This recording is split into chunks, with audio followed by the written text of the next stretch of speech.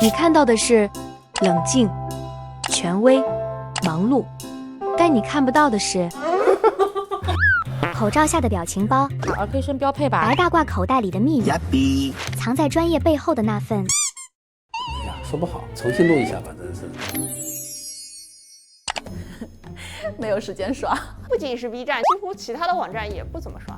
我是 B 站重度用户。大会员自己出钱。作为一个中年的这个油腻大叔啊，比较喜欢看的是一个是医疗的一些科普，看时政类，再一个就是看看直播，我觉得是比较轻松，感觉自己在加班。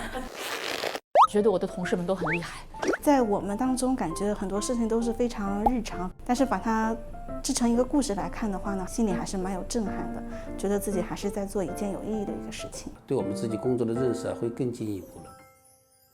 有一些确实看过我节目，家长啊、小朋友啊，甚至都说：“哎呀，好棒！”然后会这样，真是。金主任的话，追随的这个人越来越多了。哦哟，妈妈咪呀！会有家长慕名而来，会说啊，夏医生你比电视上胖好多。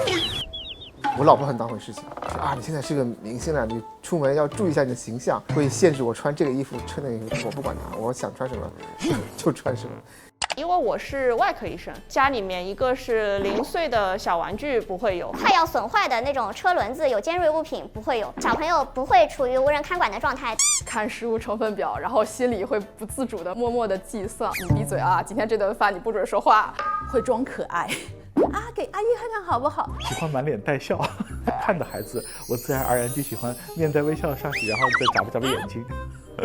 耐心会好一点吧，共情的能力会更强一些，在工作中会以更多的就是耐心和热情对待孩子和家长们，比较温暖，整个家庭环境也是比较温暖的。我是单亲家庭嘛，就是受到这种情绪价值的这种温暖就很少，有的时候我就比较能感同身受。我希望他们可以感受一下那种家庭的这种关怀啊什么的。